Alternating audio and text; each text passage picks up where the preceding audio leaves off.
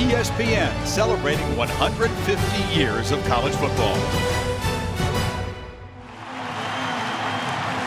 You know, I think why college football is so inspiring is it's because of the moments you share. What is the number one thing you learned about this community and this campus in the last 4.5 months? How tremendously resilient it is. Virginia Tech is like no other place in terms of the ability to come together. This is why I always said it's not just football. It happens to be the focal point for a lot of people coming together. And the kick is good. The inspiring stories in college football are life stories, ultimately, because we are so connected to these teams and these players and these stories. Can you wave?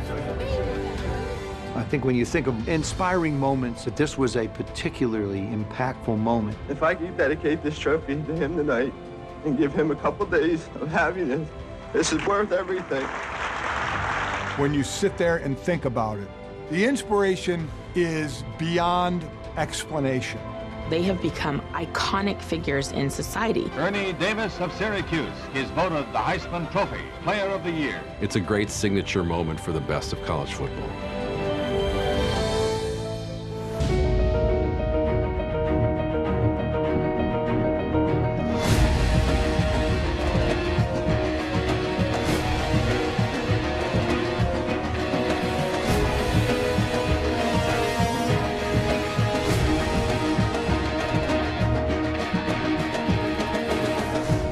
The greatest.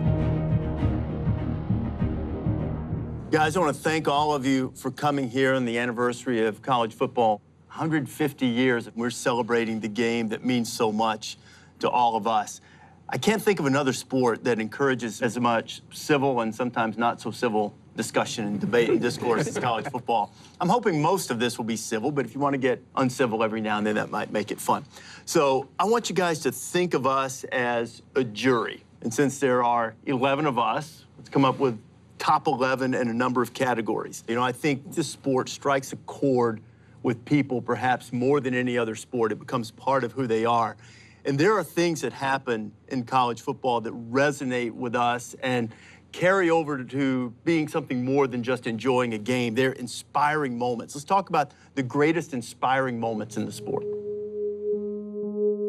At least 29 people were killed. Some reports indicate 31 dead and 17 wounded when a gunman opened fire at Virginia Tech University. This is a day of mourning for the Virginia Tech community, and it is a day of sadness for our entire nation. What you've seen today is perfectly an example of a university community coming together at a football game. Nothing else brings a campus closer than a gathering like this. When Virginia Tech returned to football in 2007, having a thoroughly traumatic event, football became a sort of thing you could do that said, we're going to persevere in defiance of trauma. Sport, it can heal. It helps us move forward. If 20 weeks ago was the darkest day for Virginia Tech, the time since then, probably this football program's finest hour. Frank Beamer understood what Virginia Tech football was going to mean in the shadow of the worst day in the history of a college campus. And he understood this is a return to normalcy, and it's just a moment to feel good.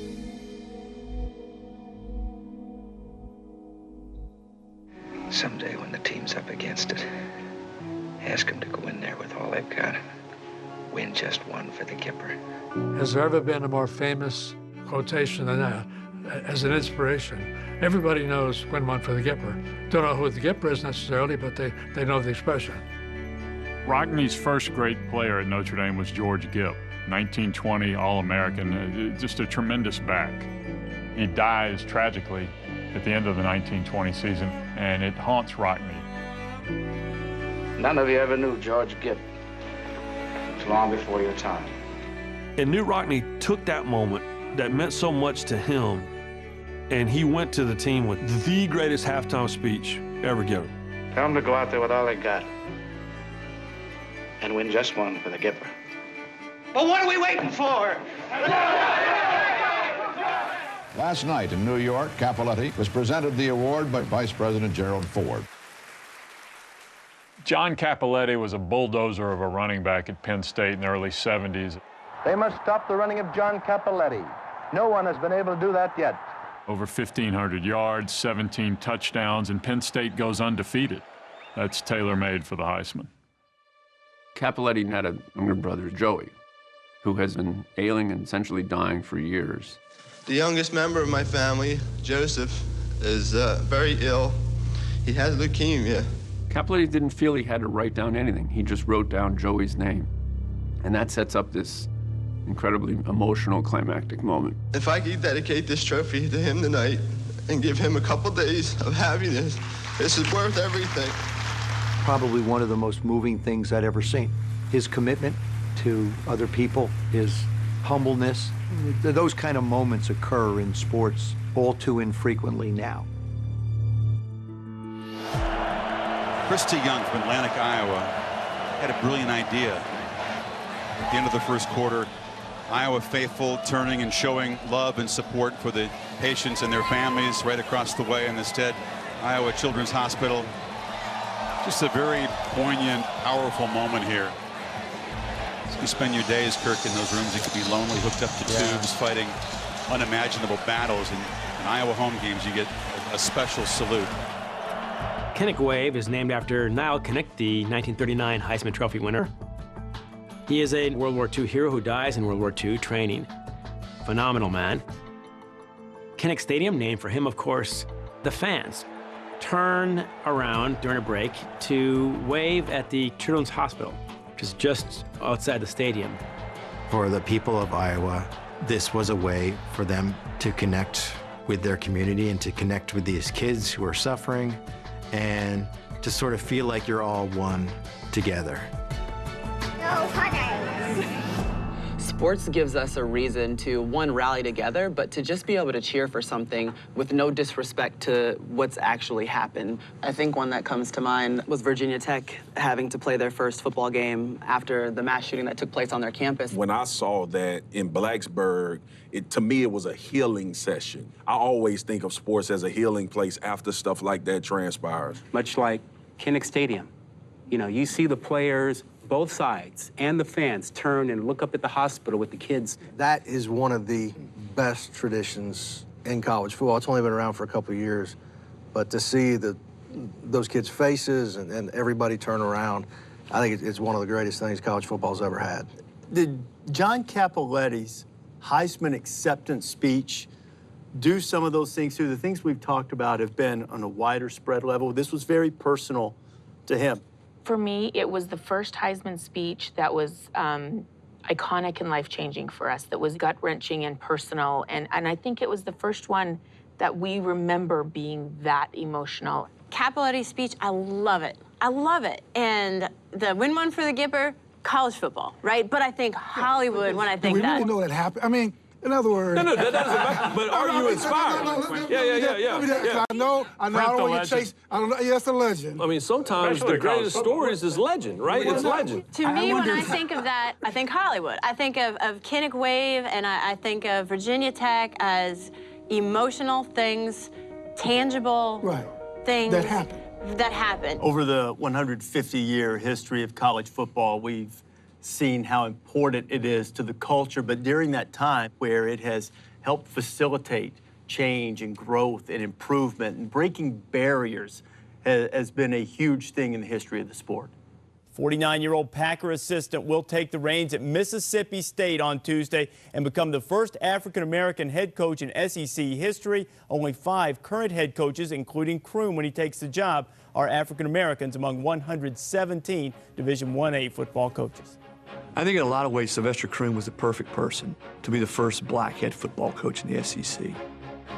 The other thing I want to make sure that everybody understands, I am the first African-American coach in the SEC. But there ain't but one color that matters here, and that color is maroon. He played in the conference. He played for Bear Bryant. Remember, Alabama interviewed him for the head coaching job, and he didn't get the job. I think the only reason he didn't get the job is because he's black. Heart, fight, teamwork, sacrifice. That's what we're going to make Mississippi State. That's what's going to take us to the national championship. It's going to come. The Mississippi State pulled the trigger and brought Sylvester in there at a time when that program was struggling. And yet he was able to go in and really, in a lot of ways, disinfect that program and lay the groundwork for the success that Dan Mullen came in and had afterward. I think about all the people before me who sacrificed blood, who sacrificed their lives. For me to be a part of making any kind of lasting contribution, that's what means a lot to me. Ernie Davis of Syracuse, the fleet Syracuse halfback, is voted the Heisman Trophy as the outstanding college football player of the year. 1961 was the first time a Heisman Trophy went to a black player. That's supposed to be a cause for celebration? No. No, the record of major colleges with regard to African Americans playing for them is shameful. The 21-year-old whiz kid is as hard to stop as a 10-ton truck. Watch that number 44. There is no question that Ernie Davis opened the door for African Americans to win the Heisman Trophy. It showed me and many, many others that, hey, it can be done. Anytime a black player was recognized as best, that broke down another myth, another barrier. In 1951, the best team on the West Coast was the University of San Francisco Dons. They had two terrific players. Ollie Matson was a tremendous back. Burl Toller was one of the best linemen in the country, and they were black. They went 9-0. They get an invitation to the Orange Bowl, but it came with a condition that they couldn't bring their whole team. They were told that the black players could not come, and one of the great moments in sports, the team stood up and said, no, we're not going. They're part of us. We're a family. I know that we do this because we love the moments on the field, and that's what captivates most people. But there are aspects that move us, really, that are things that stick with us and show us the power that this game carries for so many people.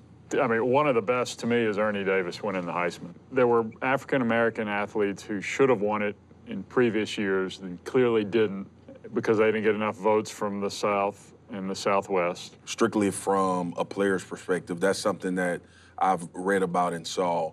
It tore down the walls of the superiority complex for a lot of black athletes, right? None of that, to me, would have happened unless we had 1951 when we had the University of San Francisco team and they were invited to the Orange Bowl. They had two black players on the team. And they said, well, you can come, but leave the black guys at home. And to their credit, and they said, no, we're not doing it. So to me, everything that kind of comes after that, it starts with that, and it shows what a sports team can do. Because this is a coach's game above a player's game. When Sylvester Croom became the first African-American head coach in the SEC when he was head coach at Mississippi State, that too is breaking through a barrier. And he would talk with us frequently about the weight of that responsibility to be the first at a Southern school like Mississippi State, is that was a great weight that he carried for other people, that if I don't get this right, no one else will have a chance. We've had a number of examples over 150 years of guys overcoming great physical adversity. They've told you you can't do this. They've told you you can't beat cancer. They've told you you can't walk again. And it's being inspired by what they did with it. What do you do with the adversity that you've been handed, and what lesson do you tell people about the adversity that they're facing? Long snapper, number 61. And those of you who have remained here to see this are seeing something special indeed. The Jake Olson story is one of the greatest stories ever, if not the greatest story in college football. Here's a kid, he's got visual impairment, but he can see, and he's a huge USC fan. And Pete Carroll, God bless him, man. My whole body is electric right now on this story. Brings the kid down for practice, brings him into the coach's room, does all that Pete Carroll stuff that was super cool back then, and the players align with this kid. And 1, 2, 3, let's go! All right, go get him, guys! He says, I gotta go into the hospital tomorrow, and when I come out, I'm not gonna be able to see it all. That he knew he was going to lose his eyesight completely. Hey, Jake's here. Hey, Jake, Then he came back, now he's blind, and USC is still embracing him. And then here it comes years later. You remember that kid? Now he's suiting up for USC, and he's a snapper on extra points. And they're going to put him in a game. The kick is up, and the kick is good. Jay Golson swarmed over by his teammates. It's not just a great story for college football, it's a great story, period, man. That story was so good that even UCLA people liked it. In the season opener against Youngstown State, James Conner's life changed. When they told me that I tore my MCL and I was going to be out for the season, just cried like a baby. He was a great player. He'd been through injury. He'd been through so much. And then I think we saw his public battle. In November, Conner went for a chest x-ray. The image was clear. The diagnosis, devastating. Hodgkin's lymphoma, cancer. When there is something physical that somebody has to overcome, we marvel at that. Fear is a choice. You can choose to fear him, or you can choose to attack him, and that's what we did. How does he overcome that? How does he persevere through that? How does he come back and play? This kid's going to come back from major cancer, and he's going to play at Pitt. To Conner, trying to bounce this thing to the outside. Stiff arming. Touchdown, Pittsburgh. In the 2017 NFL Draft, the Pittsburgh Steelers select James Conner. And now he's an NFL starter. That's what I love about sports. With Rutgers and Army time, Eric LeGrand lined up for a fourth quarter kickoff. Crosses a 10, 15, 20, and he gets drilled right at the 25-yard line. Wait, he's hurt. Eric had fractured his C3 and C4 vertebra. He was paralyzed from the neck down. Who Eric LeGrand has been since that injury has been nothing short of inspiring. My ultimate goal is to walk again, but, you know, it's going to have to come with a cure. I want to find a cure for paralysis or help as much as possible.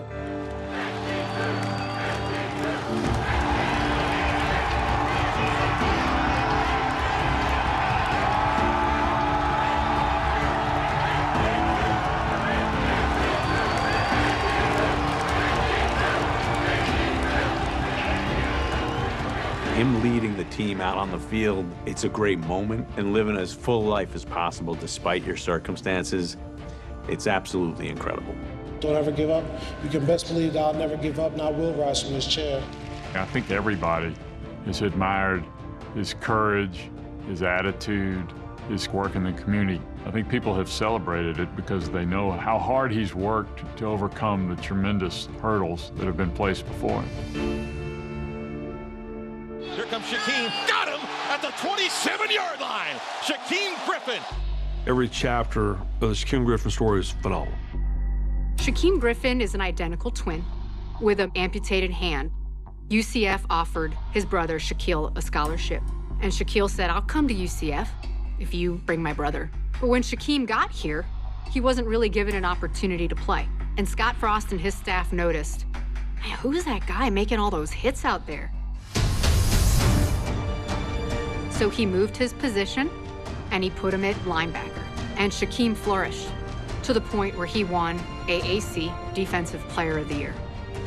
If he had just walked onto the team, that's a great story. If he had just played for the national champions and defeated a powerhouse in the Peach Bowl, man, that's a great story. Here in the first half, Griffin gets right into the backfield, and he gets Stidham down. And now he's in the NFL. The Seattle Seahawks select Shaquem Griffin, linebacker, Central Florida. That guy's like a superhero. I do not want to see Shaquem Griffin excel and be all over the place because it's way bigger than football.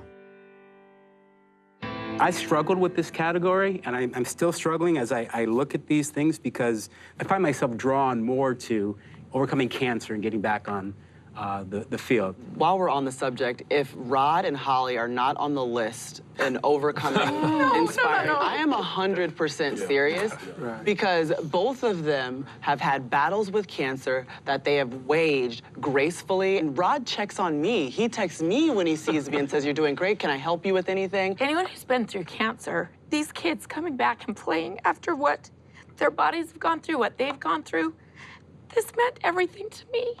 To see James Conner come back out. He got me off the floor. I was struggling. And I saw him doing drills at spring football. And I was like, my God, if James Conner is running cone drills with his mask on after chemo, then I'm going to get up and do something. Right. It made all of us think we could be strong.